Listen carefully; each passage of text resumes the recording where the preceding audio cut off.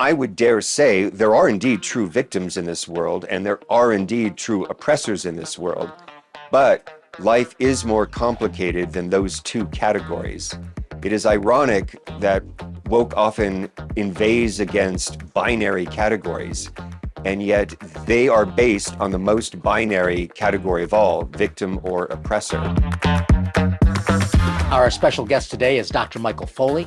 He is the professor of Patristics in the Great Texts program at Baylor University. He's also the author of the Drinking with the Saints series by Regnery Publication. And I'm proud to say that I helped write the other book, Dining with the Saints, with Regnery as well. Doctor, thanks for joining me. Hey, thanks for having me on. So I want to just make sure that people know what patristics is, because people don't know what it is. So go for it. It confuses a lot of people, but it's very simple. It's the study of the church fathers.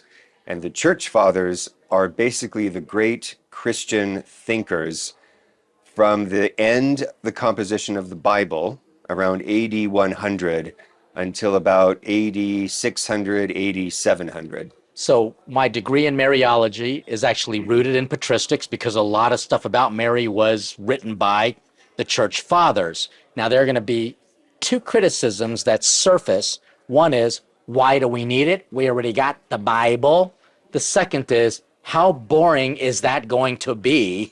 Because church is boring, priests are boring, church fathers of the ancient past, they must be boring too. So let's handle number one first. What do you say about people who say that, why do we even need the patristics? We got the Bible. I'll tell you why. They were the first generations to receive the Bible. And so they were closer to the source. Some of the earliest church fathers were actually disciples of the original apostles. So they were getting firsthand knowledge about Jesus Christ from the very people who were his apostles. And it's shocking to a lot of non-Catholic Christians who think that they can just sort of parachute over 2,000 years and leap into the Bible and understand it perfectly. When they compare their understanding of, say, the New Testament with the way the church fathers understood it, they can be quite different, and they're in for a shock.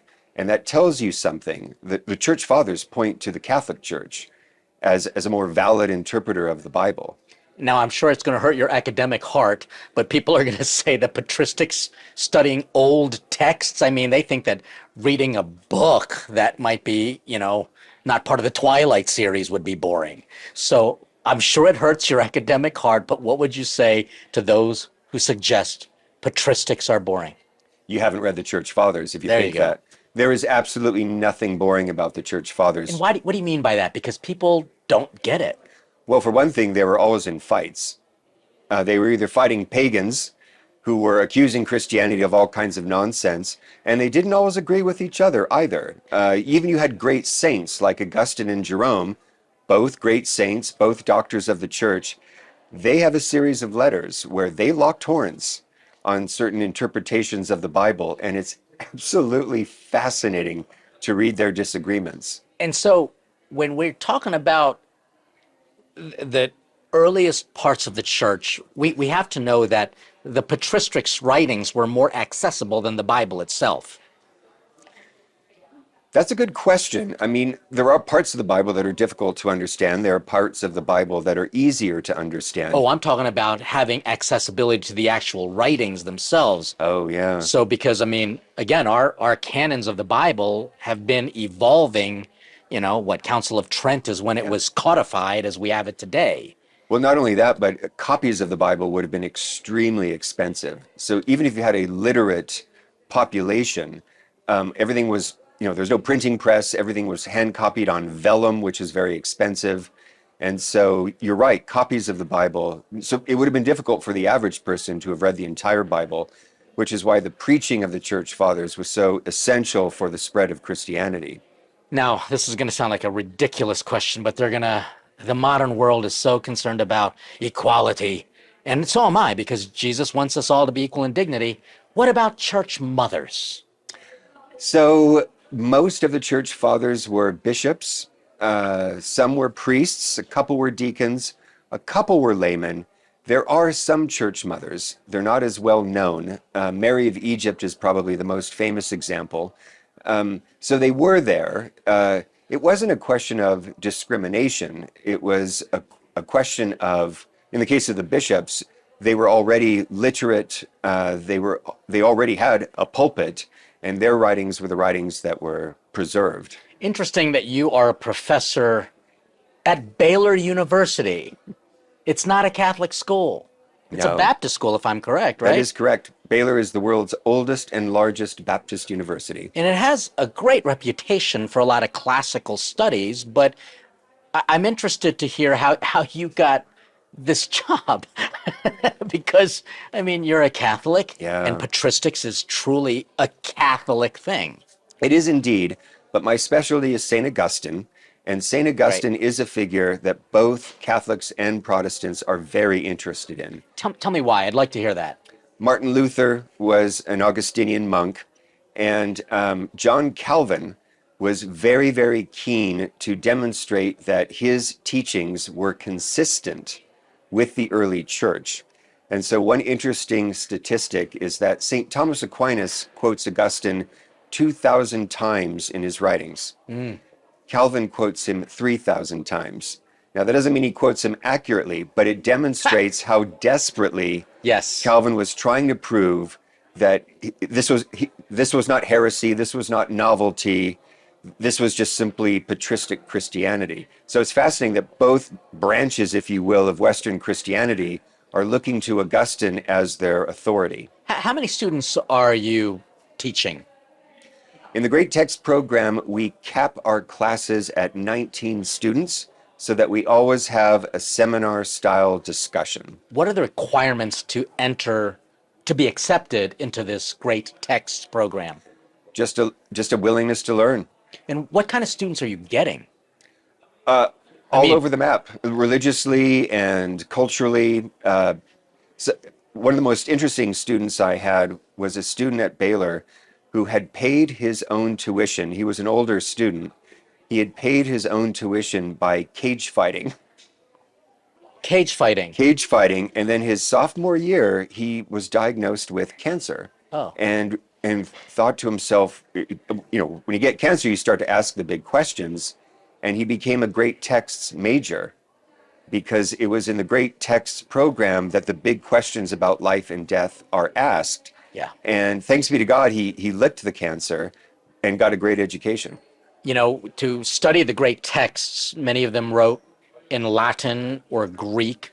Obviously, some would have referenced in Aramaic because they just had facility for languages back then. What are you requiring for students to know with languages? We always read in translation. Okay. Baylor also has an excellent classics department which teaches Latin and Greek. Hebrew is also taught at the university. And we will often make references to the original language because you always are going to miss something in a translation. But for the sake of ease of access, we always use a modern translation. Now, I want to talk about the students for just a moment here because you're teaching people 19, and they're a very specialized group of people. So, for example, when I was in Rome, we had Latin with the great Reginald Foster, famous around the world. And people would come from around the world just to learn from him, including non-Catholics, non-Christians, non-believers. Yep. And somehow, through this understanding of Latin, I mean, I've known converts, atheists became converts because of studying the great texts that we had to translate. By the way, he called me Leo not so great because I was really, he would say, who's going to translate Leo the Great? Leo, not so great, you. And I would mess it up and he would say, That deserving sounds like title. Reggie Foster. Yeah, pretty much, exactly. The kind of people that come into your program, that kind of fascinates me because you say you cap it at 19. Are there more that want to? Oh, sure. And we teach majors and non-majors. So you can take a great text course to fulfill your general ed requirements. Why would people want to take a great text course? So, at Baylor, like a lot of universities, they want you to have a well-rounded education. Yeah. So even if you're in engineering or computer science, you have to take so many humanities courses. Usually that means taking a couple of English classes. Yeah. But I think the advantage of the Great Text program is we try in every class to teach an even balance of philosophy, theology, and literature. So you're seeing an intersection of art and ideas.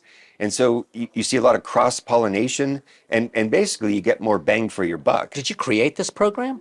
No, the program is about 20 years old. I came in when about a year or two after it was founded. Interesting. So I have been there from nearly the beginning, but I was not a founder. And the kind of students that come, tell me a little bit about that, because parents are going to think, would I send my kid to just any school, especially Catholic, parents wanting Catholic education, or at least for kids not to lose their faith? Now, you're a father Yes, of a few children too.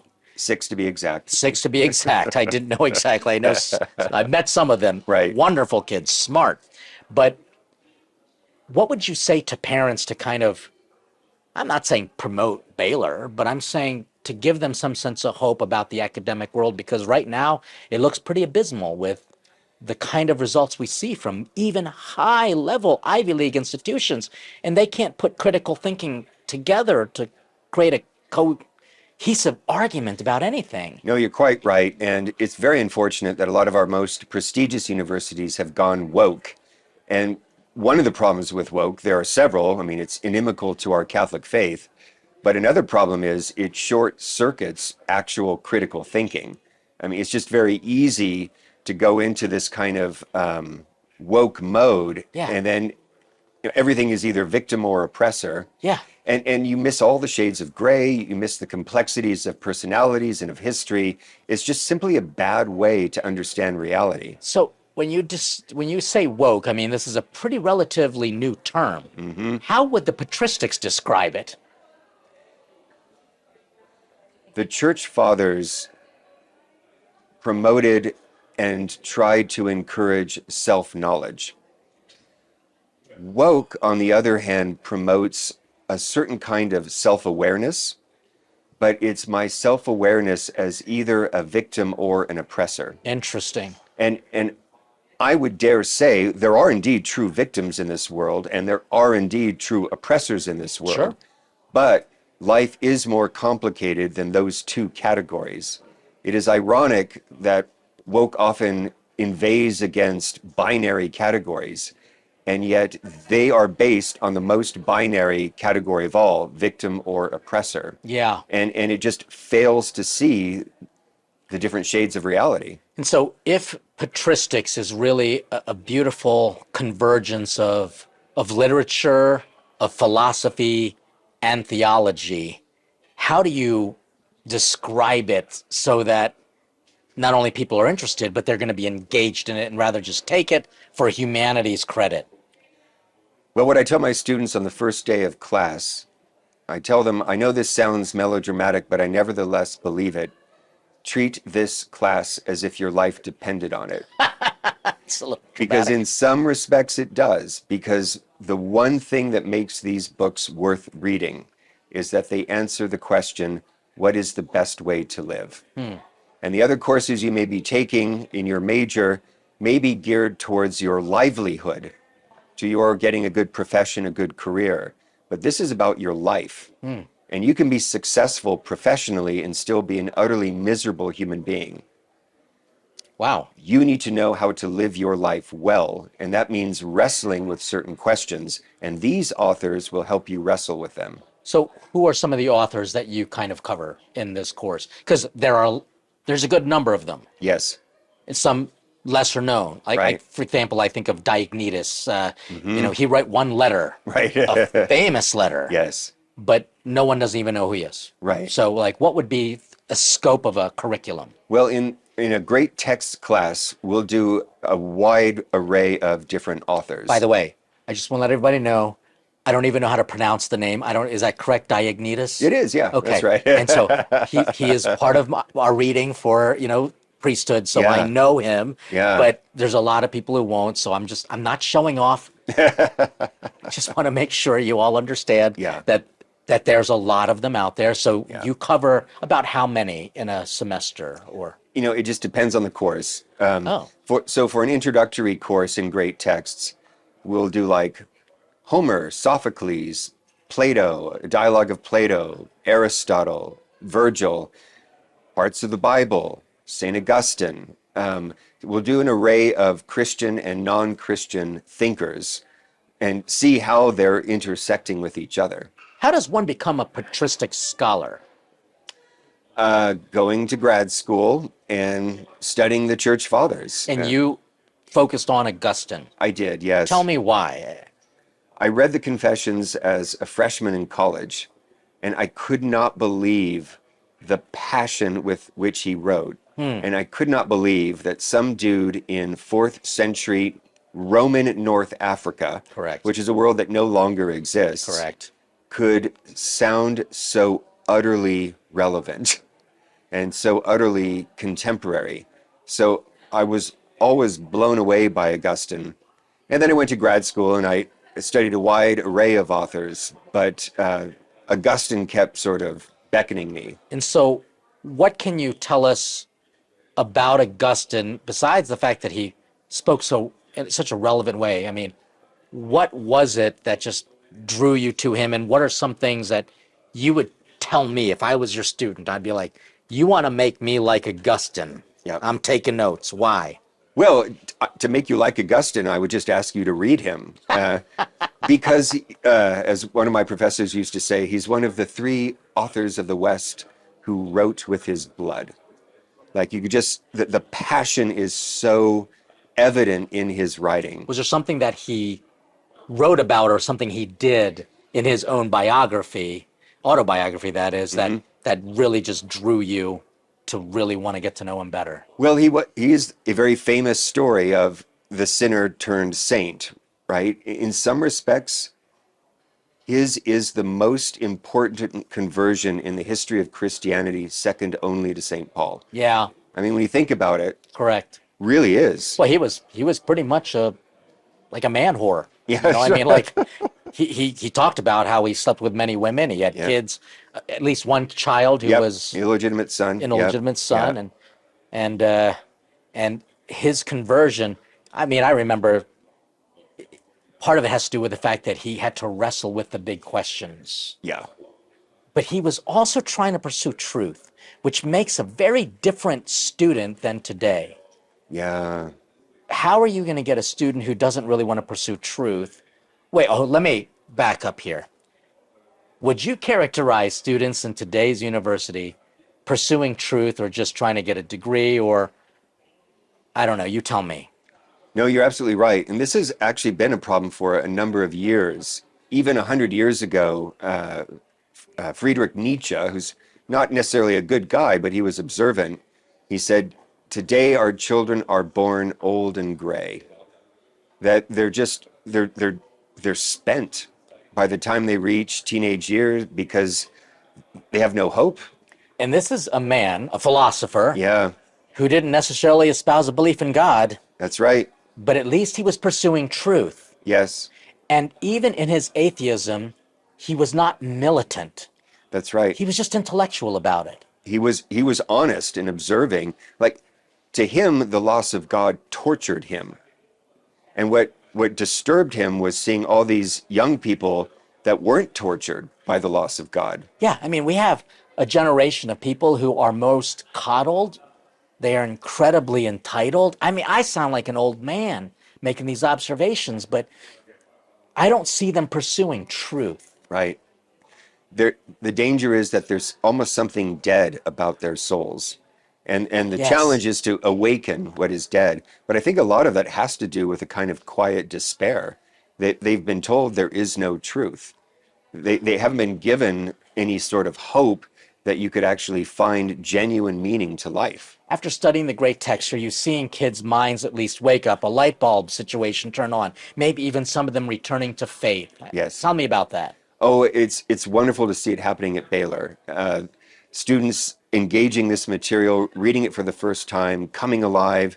We get a fair amount of conversions to Catholicism at Baylor, not because any of the Catholic faculty are proselytizing, but A lot of these kids are good Protestant kids. They've gone to vacation Bible school every summer of their lives. And then they come to Baylor and they read Augustine and Thomas Aquinas and they realize between Jesus Christ and Billy Graham, something happened. Yeah, that is an excellent point. And they read their way into the church.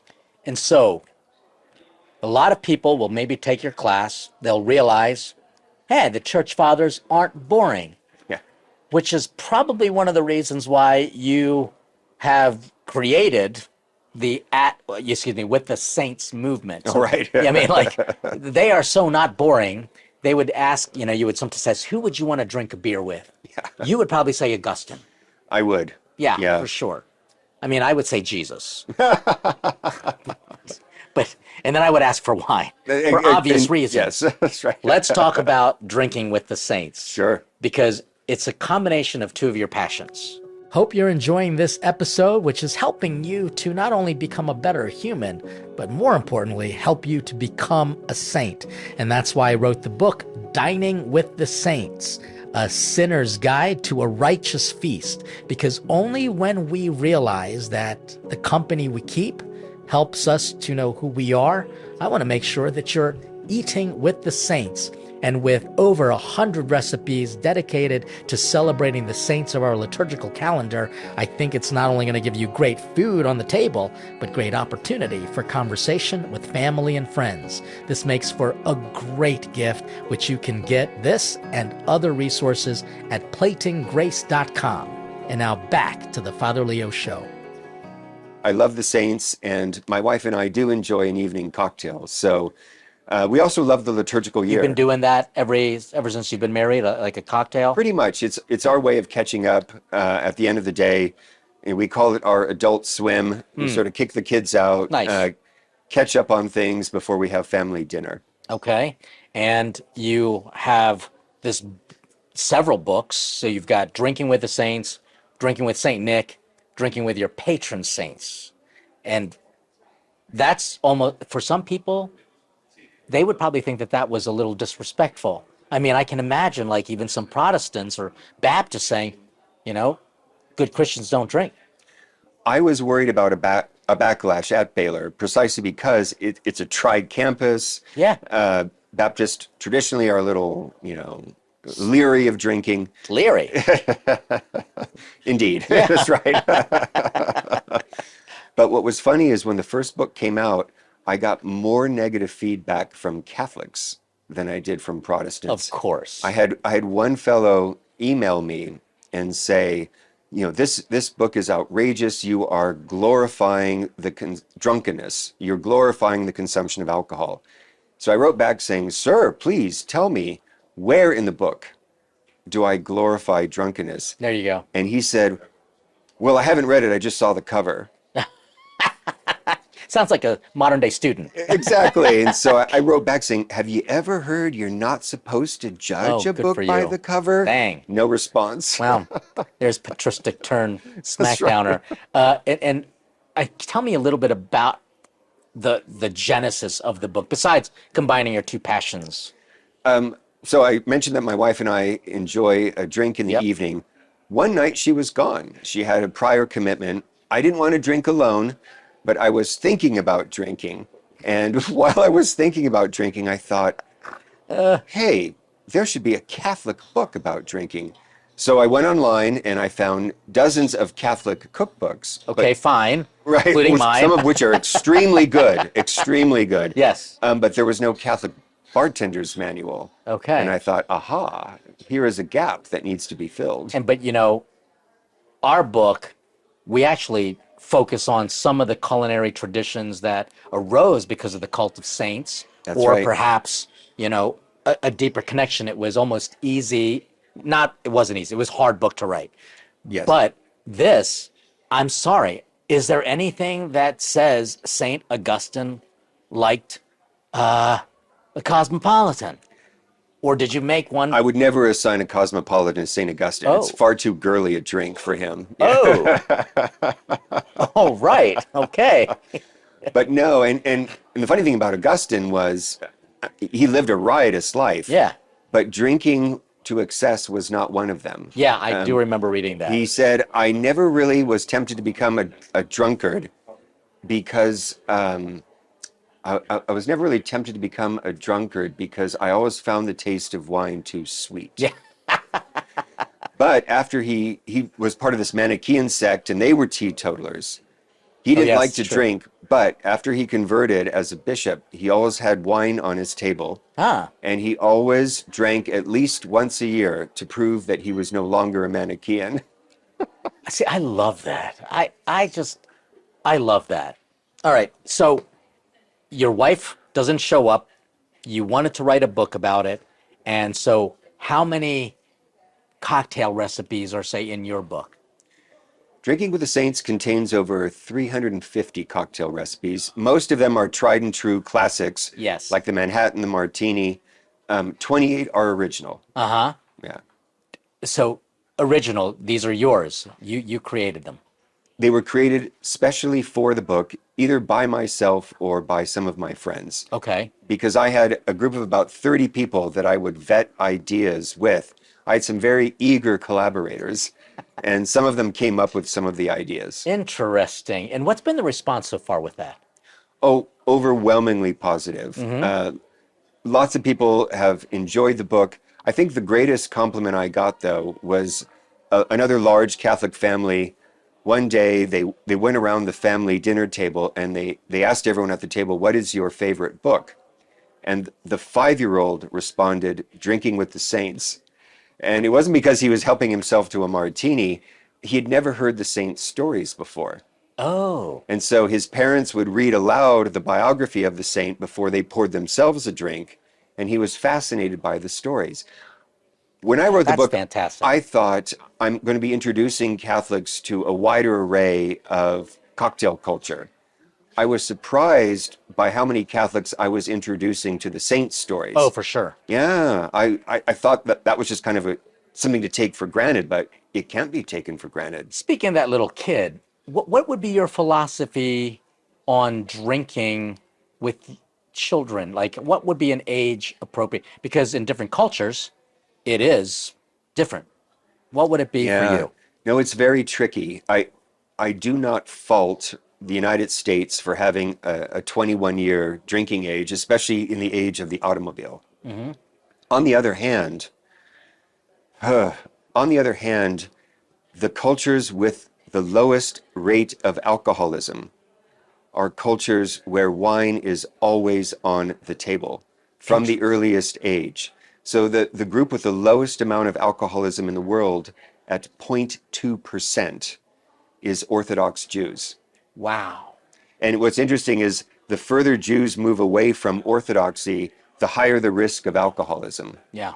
But Orthodox Jews don't think of alcohol as a taboo that you use to rebel when you become a teenager. It's just something that's a natural part of the family dinner. And Italians, in the United States, the alcoholism rate is 5.5%. In Italy, where there is no legal drinking age, it is 0.5%. So, in full disclosure, we are actually on the last leg of a drinking and dining with the saints pilgrimage from the Douro River here now in Santiago de Compostela. And you gave a talk to our pilgrims. By the way, it was a fantastic trip, wasn't it? Oh, was just absolutely. Was it ever? so fun. But a lot of eating and drinking was involved. But you have to do it the way a saint does it. And you gave a talk on 5 characteristics on how you can drink like a saint. What would those be? 5 easy bullet points. To drink like a saint, drink with moderation, Correct.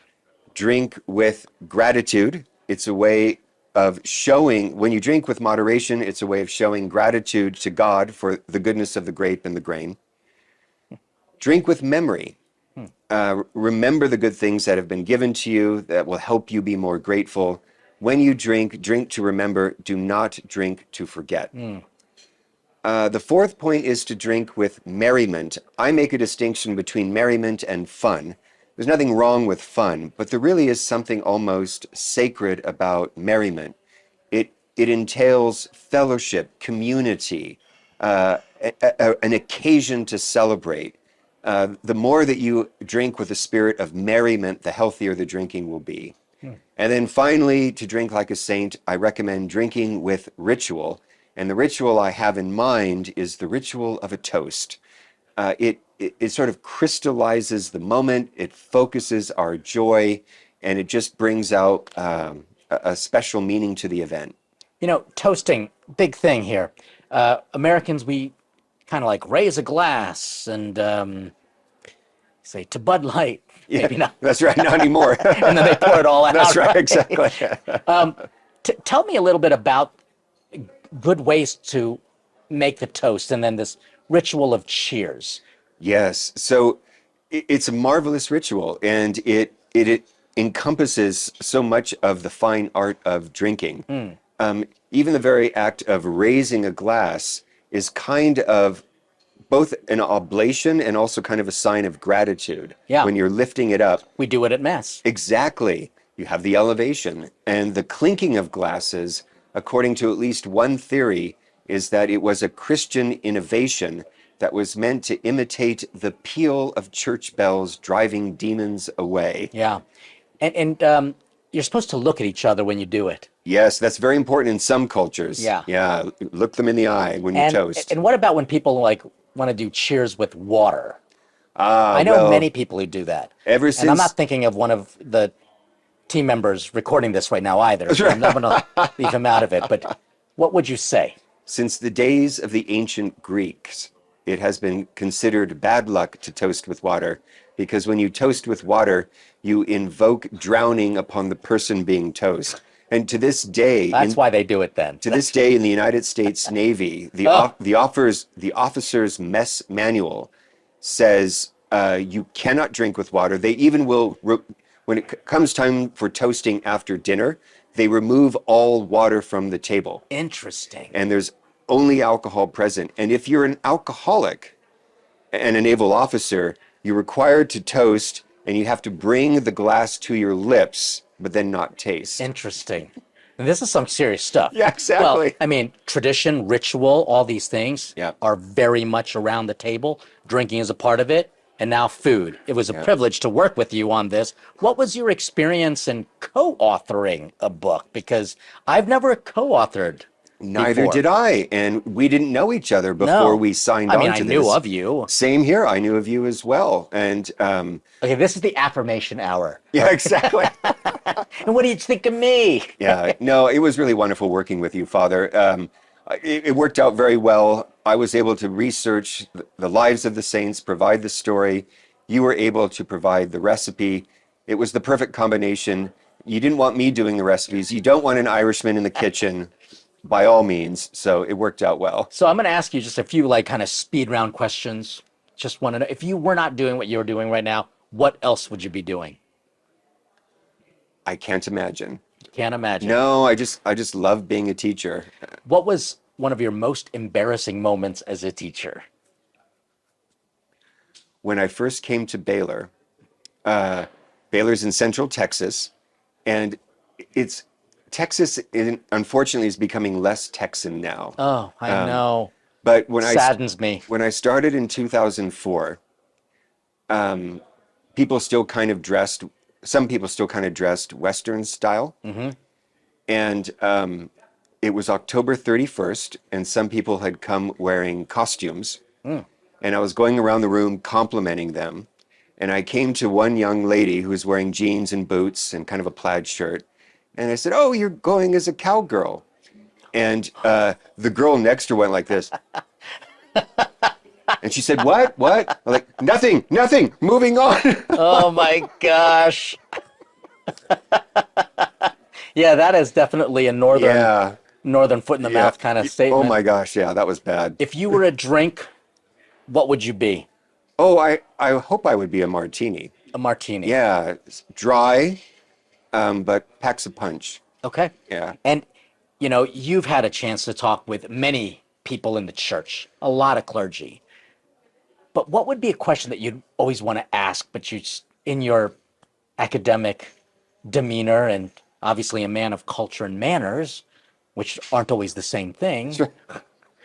what would you ask? Is there something that you've always wanted to ask someone in the clergy that you just never had to ask? And it could be no. That's a great question, but being a theologian and volunteering a lot in church, I've had priest friends for many years, so I've never really felt there wasn't a question I couldn't ask them. Good for you. So I've always felt great camaraderie and friendship with priests, and so I think I'm good. Good, because I honestly didn't want to hear one of your questions, because I don't want to have to provide footnotes or anything like that. Make sure you join us on our Patreon community. Make sure you tell other people about our show, and I want you to continue to stay hungry for more with this Father Leo show, where we're dishing out faith, culture, and commentary. God bless.